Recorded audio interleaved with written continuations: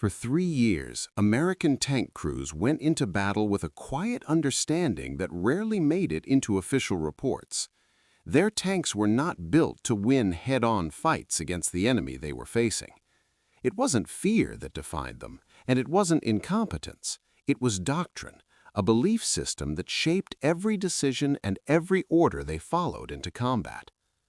At the start of the war, the United States did not see tanks the same way Germany did. To American planners, tanks were not meant to hunt other tanks. Their primary role was exploitation, breaking through weak points, supporting infantry, and moving fast across open ground. The real tank killers, on paper, were supposed to be separate units called tank destroyers. These units would rush in and eliminate enemy armor when it appeared. It was a clean idea, logical, and completely disconnected from how the war actually unfolded. Because on the battlefield, there was no neat separation. When German armor appeared, it was sudden, violent, and already in position. And when that happened, it was the American tank crews, often in M4 Shermans, who had to deal with it. The Sherman was not a bad tank. It was reliable, easy to produce, and mechanically dependable. Its gun was effective against infantry and early war vehicles, and its mobility allowed it to maneuver quickly and support advancing forces. But against Germany's newer tanks, those advantages began to collapse. The Panther, introduced in 1943, carried a high-velocity gun that could penetrate a Sherman at distances where the Sherman could barely respond. Its sloped armor made it even harder to destroy. The Tiger, even more heavily armored, could dominate entire sections of the battlefield simply by existing within range. American crews learned this the hard way. There are accounts from Normandy where Sherman crews fired multiple rounds at German tanks with little effect, only to be destroyed seconds later by a single, precise shot. More often than not, the engagement began with the Germans already holding the advantage. The result was a growing imbalance, not just in firepower, but in confidence. German tank crews came to expect victory. They trusted their range, their armor, and their experience. They believed, with reason, that in a direct confrontation they would win. On the American side, something quieter took hold: adaptation. Crews learned to flank, to use terrain, and to coordinate in numbers. A single Sherman might not defeat a Panther, but several working together could. They relied on speed, communication, and persistence. And behind it all was a decision made far from the battlefield. The United States had the capacity to design heavier tanks earlier in the war, but the idea was delayed in favor of existing doctrine. Heavier tanks meant more logistical challenges, and if tanks were not supposed to fight other tanks directly, then building one specifically for that role seemed unnecessary. So production continued. Thousands of Shermans rolled off assembly lines and were sent overseas. In terms of numbers, they were overwhelming, but numbers did not erase reality. By late 1944, encounters with Panthers and Tigers were no longer rare. Reports from the front made one thing clear: American tanks were fighting at a disadvantage that tactics alone could not solve. Still, change did not come quickly, because armies do not easily abandon the beliefs that built them. To admit the doctrine was flawed meant admitting that men had been sent into combat with the wrong assumptions. And yet, the crews kept moving forward. They advanced through France and pushed toward Germany. Every mile gained came with adaptation, learning how to survive against an enemy that often had the advantage. By early 1945, a myth had taken hold. To the Germans, American tanks were numerous but inferior, easy to deal with if handled correctly. It was a belief built on years of experience. And on the American side, there was a quiet acceptance of that imbalance. Victory would not come from having the better tank, but from having more of them and using them relentlessly. It was a dangerous equilibrium, one side confident in its superiority, the other adapting to its limitations. Because beliefs like that don't just shape strategy, they shape behavior. And on the battlefield, expectations can be just as deadly as bullets. All it takes is one moment, one encounter that doesn't follow the script to break them. For years, the idea of a heavier American tank did not fail because it was impossible. It failed because one man believed it was unnecessary. Inside the U.S. Army, engineers, officers, and battlefield reports all pointed to the same conclusion: American tanks were outgunned. Encounters with German armor made that clear as early as North Africa and Italy. The data was there, the warnings were repeated, but the system did not move. Every report that crossed McNair's desk, every recommendation from the field seemed to disappear into the bureaucracy. It wasn't that they were ignored outright. It was the way the system was designed to move slowly, to resist urgency. At the center of that resistance was General Leslie J. McNair. He was not incompetent. He was one of the most powerful voices in shaping the U.S. Army's armored doctrine. He believed in efficiency, mobility, and the system he had built over decades. To him, tanks were not supposed to fight other tanks. That responsibility belonged to tank destroyers, fast, lightly armored vehicles with powerful guns. In theory, this allowed Shermans to remain lighter and easier to produce. It was specialization, where each unit had a defined role, a clear task in the larger system of battle. On paper, it worked. On the battlefield, it didn't. Tank destroyer units were rarely in the right place at the right time. German tanks struck where they had the advantage, often engaging Shermans directly. Doctrine became irrelevant. Crews found themselves improvising, relying on flanking maneuvers, terrain, and coordination to survive engagements they were never fully equipped for. Many tankers described the moment they realized they were in a duel they couldn't win. The sound of a Panther or Tiger gun firing first, the sudden realization that survival depended on luck and teamwork, not firepower. McNair argued heavier tanks would slow operations, strain logistics, and reduce overall effectiveness. Bridges, fuel, and supply lines were cited as reasons not to pursue heavier armor. So the heavy tank program stalled. Prototypes existed, including what would eventually become the M26 Pershing, but approvals were delayed, debated, and repeatedly pushed aside. Every month lost meant more lives exposed to a mismatch that was avoidable. Meanwhile, American crews faced Panthers and Tigers with machines that forced them to close distance, expose themselves, and risk everything. Reports from Normandy, Italy, and France described repeated patterns, Shermans needing multiple hits to disable German tanks, while a single shot could destroy them. Even as the Allies landed in Normandy in June 1944, most American armored units were still equipped with Shermans. Some improvements had been made, slightly better guns, more armor, but they did not change the fundamental imbalance. Production focused on quantity over quality. Thousands of tanks rolled off assembly lines, but each engagement on the front reminded crews and commanders that firepower still lagged behind what was needed. By late 1944, the limitations were visible and undeniable. Field commanders pushed harder for stronger tanks. Intelligence reports, combat diaries, and photographs left no room for doubt. The gap was no longer theoretical, it was costing lives. But institutional inertia is powerful. Army doctrine, once set, resists change.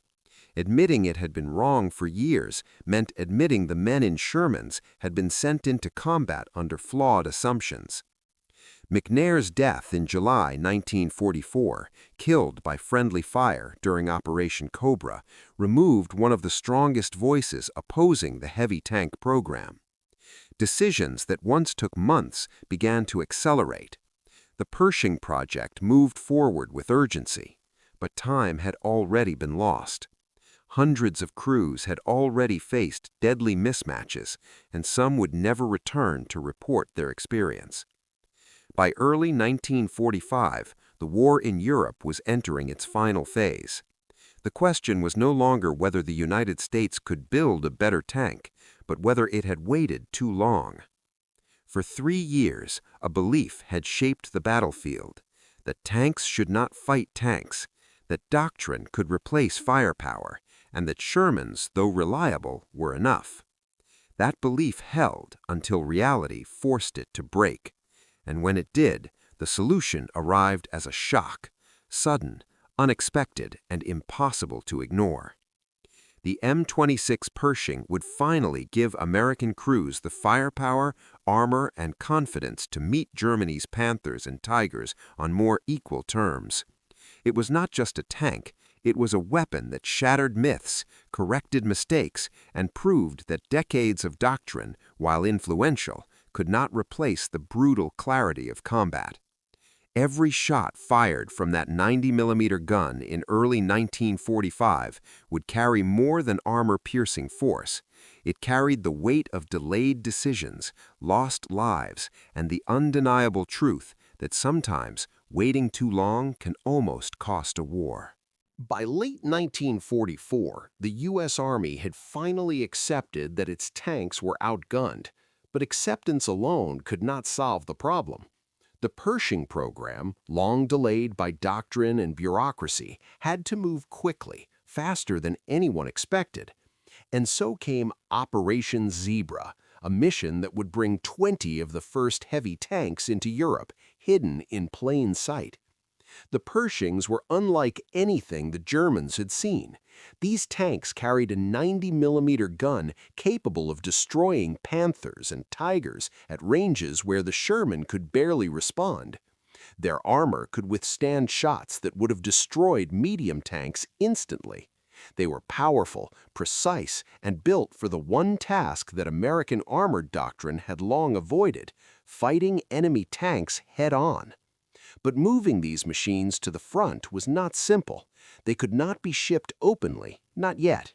German reconnaissance and intelligence were still active across Western Europe. To reveal the arrival of heavy American tanks would have been a strategic disaster. So the first Pershings were disguised as standard medium tanks. Their distinctive 90mm guns were concealed or transported separately. The tanks were crated, shipped under cover, and assembled near the front lines under strict secrecy. The operation was tense. Every step carried risk. A single misstep could tip off German forces, inviting attacks on units that were supposed to remain a surprise. Engineers, drivers, and logisticians worked in unison, moving these unprecedented machines across ports, railways, and roads that were often damaged, congested, or under fire. It was a logistical ballet where timing, coordination, and secrecy were just as important as the guns and armor themselves. German intelligence, despite its vast network, remained unaware. Files on American armored developments were often blank or incomplete. They underestimated not just the number of tanks arriving, but their capability. The first reports they received described standard Shermans, nothing threatening, nothing capable of turning the tide of a tank engagement. The Pershing was a ghost in their records, a weapon they did not anticipate. As the first tanks reached the front, crews trained quickly. Time was short, and every Pershing needed to be combat-ready immediately. Soldiers learned to handle the heavier weight, the more powerful gun, and the precision that was now in their hands. They understood that these machines could change the battlefield, but only if they were used decisively. The secrecy of the operation added another layer of psychological pressure. These were not just tanks, they were symbols of everything the American armored doctrine had delayed for years. Every shot fired from a Pershing would not only have to destroy enemy armor, it would also vindicate the decision to build it, to finally defy years of hesitation. And then came deployment. Pershings were sent into the thick of battle in small numbers, each one a test of engineering, strategy, and courage. The first engagements were tense. German crews, confident from years of dominance, often laughed at these new tanks. They assumed they were yet another variant of the familiar Sherman, slow, underarmed, and easy to destroy. They had no idea what was coming. By March 1945, the Pershings were in position near Cologne. The first confrontations would prove decisive. German Panthers, waiting confidently behind walls, streets, and the ruins of the city, had never faced anything like a 90mm gun firing with accuracy at ranges they had always considered safe. In those first engagements, the Pershing shattered more than armor. It shattered decades of assumption, fear, and doctrine. Operation Zebra was a triumph not just of engineering, but of secrecy, coordination, and timing. It showed that with careful planning and decisive action, even a weapon that had been delayed for years could appear suddenly and alter the balance of power. The Germans believed they knew what to expect. They relied on intelligence, experience, and confidence, but one by one, their assumptions were tested and broken. The arrival of the Pershing was more than the deployment of a new tank. It was a lesson in timing, in strategy, and in the danger of underestimating an enemy. It set the stage for encounters that would become legendary, where one tank could turn the tide of a skirmish, a battle, and even the perception of armored warfare itself. And in the streets of Cologne, that lesson would be delivered with ruthless precision, 45 seconds at a time, one tank duel after another, leaving nothing uncertain except the fact that the war had changed forever. March 6, 1945. Cologne. The city lay in ruins, scarred by months of bombing, artillery, and street fighting. The cathedral still stood, a silent witness to centuries of history, and now the chaos of war. Among the rubble, German tank crews in Panthers and Tigers were confident. They had dominated the battlefield for years, and to them, the American Sherman was predictable, numerous, and easy to destroy. Then came the Pershing. For many German tankers, it was their first sight of an American vehicle that looked different, bigger, heavier. Its gun barrel gleamed in the shattered sunlight, the 90mm cannon pointing straight at them. Some laughed. They assumed it was another Sherman variant, underarmed and slow as always. That confidence would vanish in less than a minute. The duel began in a narrow street lined with collapsed buildings. Visibility was limited, angles were tight, and the first move could decide everything. German crews fired, expecting a quick kill. The Pershing responded with precision. Its first shot struck true. The Panther, proud and deadly for years, was destroyed in 45 seconds. One shot, one tank gone, a moment that shattered German assumptions and morale. It was more than just a tank duel. It was a revelation. Years of American doctrine, delays, and secrecy had all led to this instant. German crews realized that the machine they had underestimated could now outgun them at range. Their confidence, built on experience and reputation, faltered. They had assumed a battle would favor them as it always had. They were wrong. The Pershing's success was not luck. It was the result of deliberate engineering, strategic secrecy, and intensive crew training. Every shell fired was calculated, every movement considered. The combination of armor and firepower allowed the American crew to survive hits that would have destroyed a Sherman, giving them the ability to strike first and with devastating effect. Corporal Clarence Smoyer, one of the Pershing crew members that day, recalled later the intensity of the fight. Every decision mattered, every second counted. The streets of Cologne became a crucible where years of preparation met the reality of combat. Smoyer described how the sound of the German gun firing echoed off the ruined buildings, yet the Pershing's armor held. The crew felt a mix of fear, anticipation, and exhilaration, knowing they had the firepower to change the game.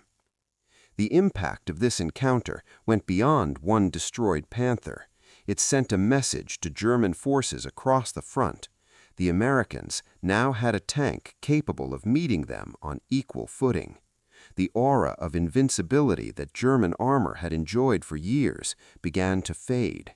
Reports from nearby German units spread the shock quickly. The invincible Panthers were no longer untouchable. In just 45 seconds, the Pershing transformed perceptions of armored warfare. It validated years of secret development and planning.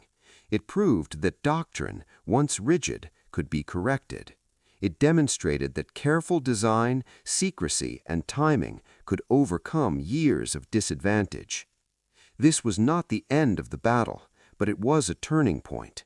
The streets of Cologne would see more engagements, more duels, and more destruction. But the story of that first encounter would be remembered as the moment when the balance shifted. One tank, one gun, one crew, proving that preparation, courage, and firepower could challenge years of dominance and change the course of the war. The duel lasted only 45 seconds, but its consequences would echo for decades. It showed that no reputation, no amount of experience could replace the hard truth of superior firepower. And it marked the beginning of the Pershing's legend, a machine designed to correct mistakes, challenge myths, and finally give American tank crews the edge they had been denied for years. By the time the dust settled, it was clear that the Pershing had done more than destroy enemy armor. It had shattered the myth of German invincibility. Every surviving crewman, every soldier watching from the streets realized that the war had entered a new phase. No longer would German tanks dominate automatically. The battlefield had changed forever. The war was almost over, yet the battlefield still carried the weight of decisions made years before. American tank crews had endured encounters they were never supposed to survive. They had fought Panthers and Tigers and Shermans, machines that were outmatched in every direct engagement, and yet they adapted, improvised, and survived. Their bravery was unquestionable, but the truth was undeniable. Doctrine and delay had cost lives. The Pershing had arrived too late for most. Its impact was dramatic, but for years prior, soldiers had faced the consequences of choices made far from the front lines.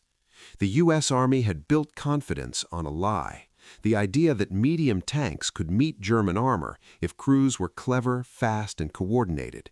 In reality, they had been gambling with human lives. General McNair, who had blocked the heavy tank program, had believed his doctrine would be sufficient. Tank destroyers, speed, and production numbers, he thought, would win the war. And for a time, they had. American industrial might allowed the Allies to overwhelm German forces despite mismatches in armor. But each Sherman lost, each tank destroyed in a duel with a Panther or Tiger, proved that doctrine alone could not replace firepower. Operation Zebra, the secret deployment of the first Pershings, changed the calculus. The Germans had underestimated American capability for years, relying on incomplete intelligence, assumptions, and confidence born of repeated victories. The Pershing was the first evidence that those assumptions could be challenged decisively. Every encounter in Cologne, every Panther or Tiger destroyed in seconds, sent a message: the United States could fight on equal footing. But the story of the Pershing is also the story of patience, timing, and human determination.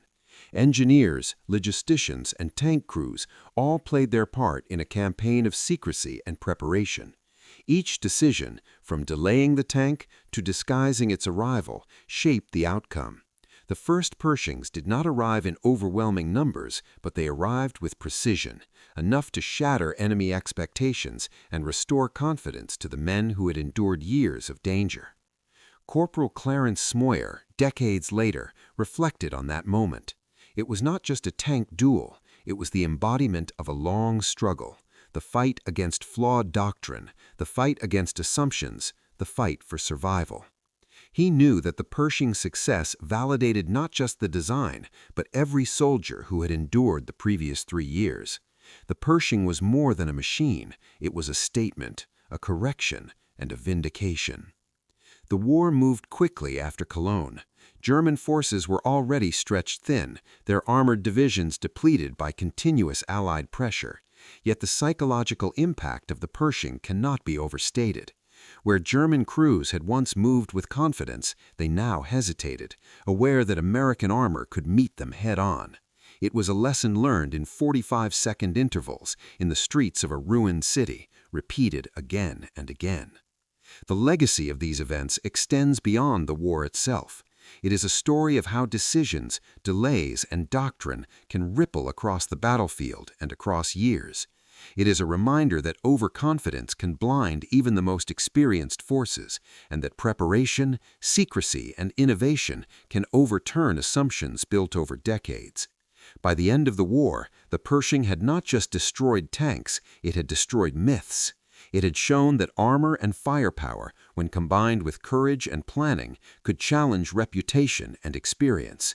It had corrected the mistakes of the past and given American crews the tools they had needed all along.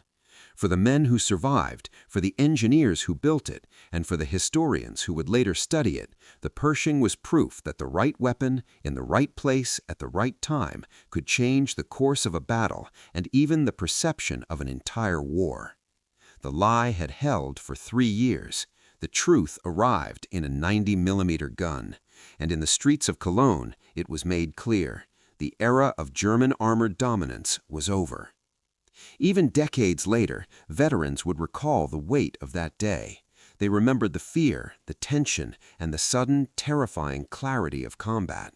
They remembered how quickly a myth could be destroyed, in seconds by a single tank firing a single shot.